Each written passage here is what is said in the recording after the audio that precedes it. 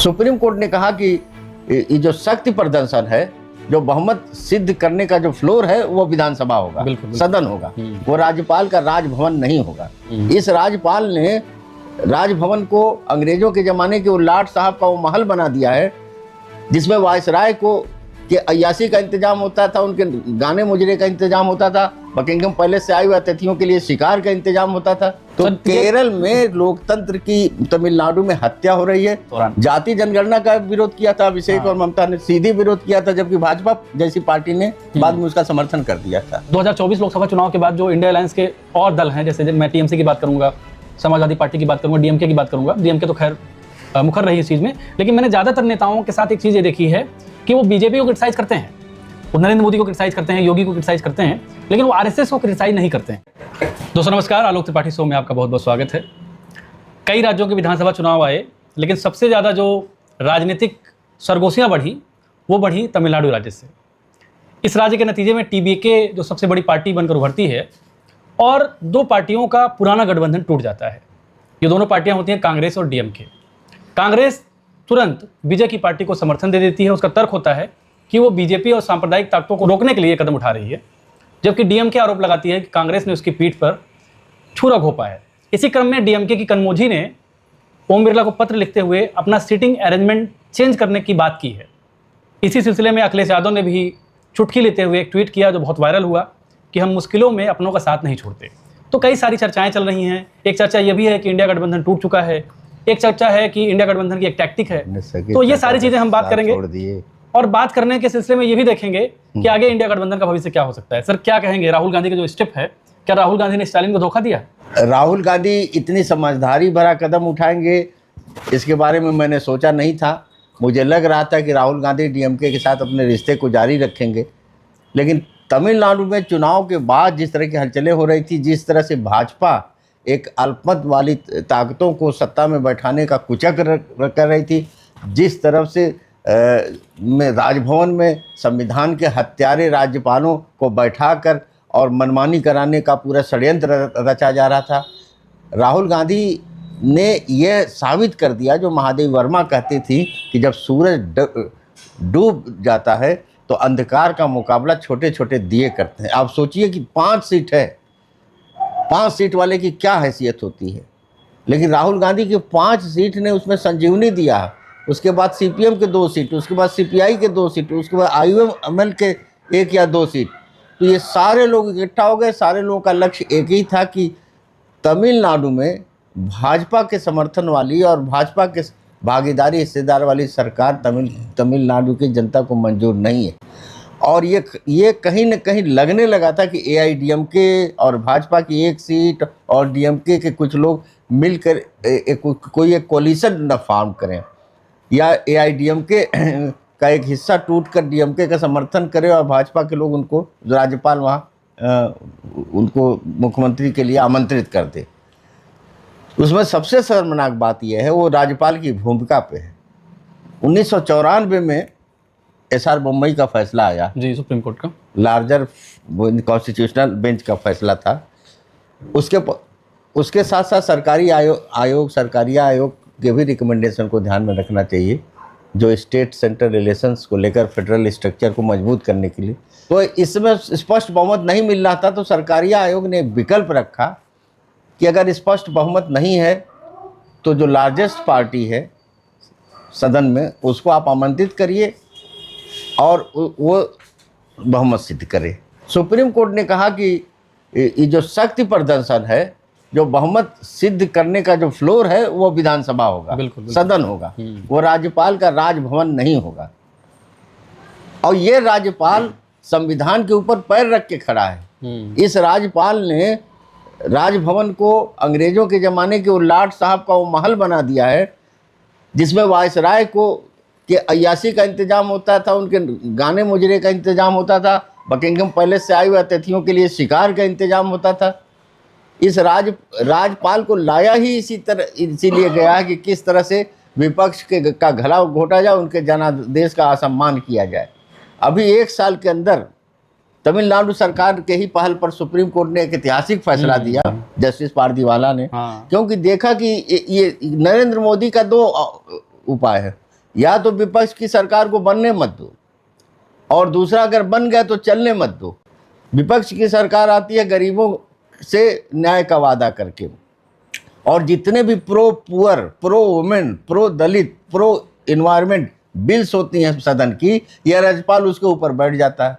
पता चला कि तेलंगाना का और केरल का सारे कोई विधवा पेंशन का बिल है, कोई मिड डे मील का बिल है, कोई मिनिमम वेजेज बढ़ाने का बिल है, कोई बच्चों के मुफ्त शिक्षा का बिल है, सारे वेलफेयर स्कीम। आप 5 साल के लिए सत्ता में आते हो, 3 साल तक राज्यपाल उस पर बैठा रहेगा धोती फैलाकर, तो कैसे लोकतांत्रिक सरकार जनता के साथ अपने वादा पूरा करेगी। सुप्रीम कोर्ट ने कहा कि ये जो आपको पीरियड दिया गया है विचार करने का, इस पीरियड में अगर आप विचार नहीं करते हैं तो मान लिया जाएगा कि आपने बिल को पास कर दिया है। मतलब सर आप ये कहना चाहते हैं कि जो भाजपा सरकार है केंद्र की, इसने संवैधानिक पोस्टों के साथ भी बहुत खिलवाड़ हर किया है। जगह राज्यपाल के पद के साथ आप भी। देख लीजिए, ये कोसियारी ने 5:47 पर सुबह मुंबई में महाराष्ट्र शपथ दिलवाई। हाँ। किसकी शपथ दिलवाई? और दूसरी चीज, इलेक्शन कमीशन ऑफ इंडिया ने किस बेईमानी की तरह से मुख्य जो शिवसेना थी, जो ठाकरे की शिवसेना थी, उसकी बजाय उसका सिंबल, उसका फ्लैग उसने रिकॉग्नाइज किया एकनाथ शिंदे को। और मैं सुप्रीम कोर्ट को भी कहना चाहूंगा कि जिस तरह से गैर कानूनी तरीके से अल्पमत की सरकार चला दी गई वहां पर, सुप्रीम कोर्ट ने 3 साल उस सरकार को चलने दिया। यह ऑनरेबल जस्टिस चंद्रचूड़ का था कि साहब उसने, उद्धव ठाकरे ने इस्तीफा न दिया होता तो हम रेस्टोर कर देते। आप सुप्रीम कोर्ट है, आप तो स्पेशल क्राइसिस को खत्म करने के लिए है। इलाहाबाद में तो जगदम्बिका पाल कुर्सी पर बैठे थे, उठ नहीं रहे थे। हाई कोर्ट ने आधी रात को जजमेंट दिया और कहा कल्याण सिंह को बैठाओ, इनको उठाओ। पुलिस पहुंचा, पुलिस से उठाई गई। तो केरल में लोकतंत्र की, तमिलनाडु में हत्या हो रही है। तमिलनाडु में कॉन्स्टिट्यूशनल क्राइसिस क्रिएट किया जाए। भाजपा को, यहाँ आप बंगाल में ही देख लीजिए, 48% भाजपा को मिला, 52% भाजपा के खिलाफ वोट पड़ा है। तो आज जो हालात में जो राहुल गांधी प्रयास कर रहे हैं कि वो इंडिया गठबंधन में सारे लोग हों, क्योंकि इंडिया गठबंधन नेशनल विकल्प के लिए, लोग कहते सब आपस में लड़ रहे हैं, केरल में, तमिलनाडु में लड़ रहे हैं, बंगाल में, वहाँ उनको छूट है लड़ने की। इंडिया गठबंधन का स्वरूप राज्य चुनाव के लिए नहीं हो, नेशनल अल्टरनेटिव हो, भाजपा के खिलाफ है। बाकी कांग्रेस 20 साल तक अगर बंगाल में सत्ता रही तो कांग्रेस को कम से कम उत्तर प्रदेश और बिहार का कोई नेता यह सलाह न दे कि आपको ममता दीदी के खिलाफ नहीं लड़ना चाहिए था। तो राहुल गांधी आज जो ये लोग परिणाम भुगत रहे, वो साल भर पहले राहुल गांधी ने इस मुद्दे को उठा दिया प्रेस कॉन्फ्रेंस करके। तभी ममता बनर्जी चुप्पी साधी थी। उनको लगा कि ममता बनर्जी के भतीजे अभिषेक बनर्जी सांसद है, उनका बयान आया था कि राहुल गांधी वीडियो दिखाएं और इलेक्शन कमीशन ऑफ इंडिया में, और इंडिया अलायंस के किसी भी पार्टनर ने उस तरह से राहुल गांधी के साथ सॉलिडरिटी नहीं दिखाई थी उस दौरान। जाति जनगणना का विरोध किया था अभिषेक और ममता ने, सीधी विरोध किया था, जबकि भाजपा जैसी पार्टी ने बाद में उसका समर्थन कर दिया था। सर ये तो खैर मतलब एक राजनीतिक हालात बन रहे हैं, और एक बहुत सेंसिटिव इशू ये हो रहा है कि स्टालिन की पार्टी ने, कनिमोझी ने जो लेटर लिखा ओम बिरला को कि हमारा सीटिंग अरेंजमेंट बदल दिया जाए, तो 22 उनके लोकसभा में सांसद हैं और 10 राज्यसभा में, 32 सांसद हैं। तो क्या ये 32 सांसद एनडीए के साथ चले जाएंगे सेंटर के? नहीं, उनका ये नहीं है कि ट्रेजरी बेंच वाले साइड में उनका है कि जो मिक्स होके एक साथ बैठते थे, क्योंकि चुनाव भी साथ मिलकर लड़े थे। अब चुनाव भी साथ मिलकर लड़े और एक मंत्री भी बनाने को आप तैयार नहीं हो कांग्रेस का, तमिलनाडु में, तो आप, इसका मतलब है कि कांग्रेस से मदद ले रहे हो, कांग्रेस को मदद कर रहे हो 2-4 सीट जिताने में, लेकिन पावर शेयरिंग के लिए आप तैयार नहीं हैं। फिर भी राहुल गांधी तो बहुत लिबरल दिमाग के आदमी रहे, और राहुल गांधी के इन्हीं नीतियों के कारण कांग्रेस को भुगतान भी करना पड़ता है। तो वो केवल अलग बैठने की बात है, वो कोई ऐसी बात नहीं है। तो पैचअप, ये सारी चीज़ें पैचअप हो जाती हैं समय के साथ। तो राहुल गांधी ने भी हरियाणा में एक बयान दिया कि केवल कांग्रेस पार्टी बीजेपी का मुकाबला कर सकती है और कोई नहीं कर सकता है। तो क्या ये इंडिया गठबंधन में प्रॉब्लम भी हो सकती है? आप ये जान लीजिए कि 29 मिनट की भाषण में, वो जो स्पेशल सेशन के पहले 57 बार कांग्रेस का नाम लिया नरेंद्र मोदी ने, डीएमके का नाम लिया, समाजवादी पार्टी का नाम लेते हैं, आरजेडी का नाम लेते हैं, टीएमसी का नाम लेते हैं, केवल और केवल का खुद मोदी बता रहे हैं कि इस देश में मुझे केवल राहुल गांधी से खतरा है। और राहुल गांधी ऐसे व्यक्ति हैं जो वैचारिक रूप से हमला कर रहे हैं, जो सैद्धांतिक रूप से संघ और भाजपा इस सोच के साथ चल रहे हैं। 2024 लोकसभा चुनाव के बाद जो इंडिया अलायंस के और दल हैं, जैसे मैं टीएमसी की बात करूंगा, समाजवादी पार्टी की बात करूंगा, डीएमके की बात करूंगा, डीएमके तो खैर मुखर रही इस चीज़ में, लेकिन मैंने ज़्यादातर नेताओं के साथ एक चीज़ ये देखी है कि वो बीजेपी को क्रिटिसाइज करते हैं, वो नरेंद्र मोदी को क्रिटिसाइज करते हैं, योगी को क्रिटिसाइज करते हैं, लेकिन वो आरएसएस को क्रिटिसाइज नहीं करते हैं। ये क्या चक्कर है?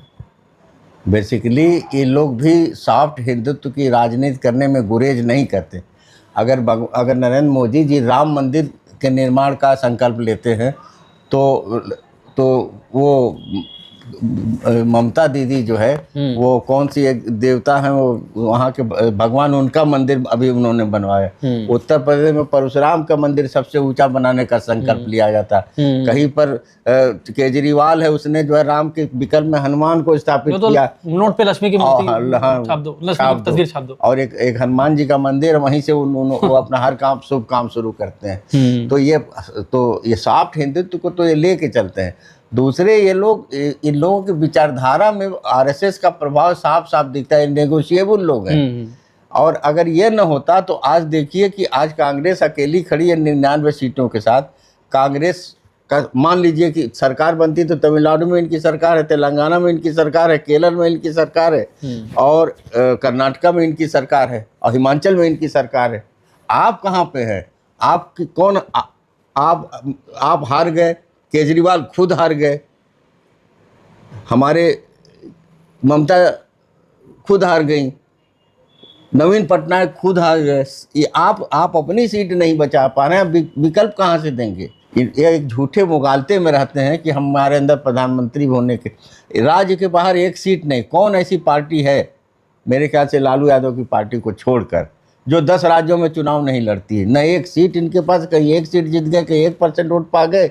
लेकिन सपना सबका है कि प्रधानमंत्री हम बनेंगे, अलायंस के नेता हम होंगे। जब राष्ट्रीय गठबंधन बन रहा था तो उसी में तीसरा विकल्प का भी एक योजना बन गई। अखिलेश जी गए, ममता जी से मिले, फिर वो चंद्रशेखर से वार्ता हो रही है, फिर स्टालिन से वार्ता हो रही।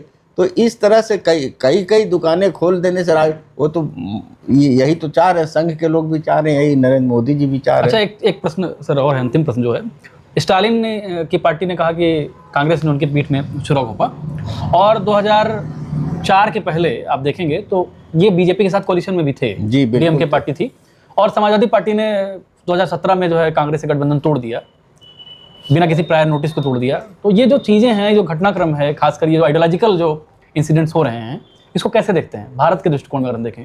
भाई देखिए, यहाँ कारपोरेट पूंजी का बहुत बड़ा दबाव है इन दलों पर, और कारपोरेट पूंजी भी यह तय करती है कि पॉलिटिकल अलायंसेस कैसे होंगे। और चुनाव में अडानी अंबानी को हम लोग मोदी जी से ज़रूर जोड़ते हैं, लेकिन अगर आप सुप्रीम कोर्ट वाला वो जजमेंट दीजिए जिसमें लोग चंदा ले रहे थे, किस नाम से वो जाना जाता है, उसमें सारी विपक्षी पार्टियों ने काफ़ी पैसे लिए। कॉर्पोरेट पूंजी की आपने बात की, थोड़ा और क्लैरिफाई मैं कर चाहूँगा करें आपकी। कॉर्पोरेट पूंजी नॉट ओनली इंडियन बल्कि फॉरेन कॉर्पोरेट लॉबी भी इस समय, जो वित्तीय पूंजी जिसको कहा है, जो लोन के जरिए और अंतर्राष्ट्रीय जो आर्थिक संगठनों के जरिए भारत में आ रहा है, बड़ी कंपनियों के जरिए। आप सोच रहे हैं टेस्ला से लेकर कितनी कंपनियां भारत, अभी आपने इंश्योरेंस में 100% FDI की छूट दे दी, जिस देश में लाखों लोगों को सुरक्षा भी दे रही है, समृद्धि भी दे रही, और उन परिवार को चला भी रही नौकरी से। भाई LIC जैसी कंपनी तो दुनिया में नहीं मिलेगी। इसके बावजूद भी हम, आपको नहीं लगता कि एज ए नेशन हम जो है पीछे की ओर जा रहे हैं? भाई देखिए, भारत में अब इस पॉलिसी पैरालिसिस जिसको कहते हैं, उसके चलते जो समस्याएं आ रही हैं, उसका विकल्प के रूप में इन्होंने कानूनों को सख्त करने शुरू किया। इन्होंने 4 कृषि कानून लगाए, इन्होंने 4 लेबर कोड, अब ये अधिकार को सीमित करने या ख़त्म, 4 लेबर 29 कानूनों की जगह 4 लेबर कोड दिया, जिसमें उस पर विस्तार से बात करने का समय नहीं ले, मजदूर को सख्ती विहीन कर दिया है। उसके अलावा UAPA में आप सख्ती कर रहे हैं। अभी आपने आदिवासी क्षेत्र में जल जंगल जमीन को बचाने वाली जो शक्तियां थी, उनको आप माओवादी भी कर सकते हैं। उनका रास्ता गलत था, वो हथियारबंद थे, वो हिंसा भी करते थे, लेकिन वो सारे माइंस और मिनरल्स की रक्षा भी वहाँ थी, और भी सारे गांधीवादी और समाजवादी संगठन वहाँ थे। आपने कोहराम मचा दिया, आप आदिवासियों का लार्ज स्केल पर आपने मर्डर किया। आज दंतेवाड़ा से लेकर सारी जगह लंबी लंबी सड़कें बन रही हैं, और पुलिस हर किलोमीटर पर PSC के कैंप लग गए पैरामिलिट्री के, और वहाँ होगा का, वहाँ पूरा का पूरा जंगल। अभी आप देखिए वहाँ पर गोवा किस जगह पर अडानी को दिया गया है, 50 लाख पेड़ काटे जाएं, उतने निकोबार में 90 लाख, इतना सेंसिटिव एरिया है। इसके अलावा आप छात्रों का दमन देख लीजिए, बेरोजगार लड़के पटना में मार खा रहे हैं, दिल्ली में मार खा रहे हैं, इलाहाबाद में। मजदूरों का आप नोएडा में आप देख ही रहे हैं, मानेसर में देख रहे हैं, और यहाँ गुड़गांव में देख रहे हैं। किसानों का 13 महीने का आंदोलन दुनिया में देखा। तो ये रिप्रेशन का दौर बढ़ेगा और देश में प्रबुद्ध बुद्धिजीवियों को निशाना बना जाए। इसमें IIT के लड़के पकड़े गए, उनको मजदूर आंदोलन में इतने प्रसिद्ध संपादक हैं, सत्यम वर्मा, कात्यायनी जैसी कवित्री को डिटेन किया गया। तो अब जो शहरी मध्य वर्ग है, जो बौद्धिक वर्ग है, जिसको ये अर्बन नक्सल नाम दिए हैं, उनको भी, उनके अंदर भी एक भय ये नया फिनोमेना है। और उसको सिंबलाइज करिए अगर समझना है तो उमर खालिद और सरजील इमाम की गिरफ्तारी से आप देख सकते हैं कि आप कैंपसेस में हैं, आप कॉन्शियस हैं, आप समाज के दुख दर्द से अपना रिश्ता जोड़ते हैं, आप हुकूमत के खिलाफ बोलते हैं, तो आपकी जगह जेल में। तो कुल मिला के दौर ऐसा है कि जिसमें वैज्ञानिक, छात्र, मजदूर, पढ़ा लिखा तबका, उसकी जगह अब विश्वविद्यालयों में और एकेडमिक सेमिनार्स में नहीं होकर जेल में होगी, ऐसी स्थिति देखने को मिल रही है। तो कुल मिलाकर हम न केवल संवैधानिक क्राइसिस से गुजर रहे हैं, बल्कि फॉरेन पॉलिसी हमारी लगभग कोलैप्स की ओर है। तो इंडिया अलायंस आपके हिसाब से एकजुट होना ही भारत के दृष्टिकोण से बेहतर विकल्प है, और छोटे मोटे मतभेदों से ऊपर उठकर और एक दूसरे पर आक्षेप प्रत्याक्षेप की पुरानी आदतों से निकल कर इनको। ठीक, तो ये हमारे साथ से के राय सर थे, इलाहाबाद हाईकोर्ट के वरिष्ठ अधिवक्ता। तो आप लोग बने रहिए।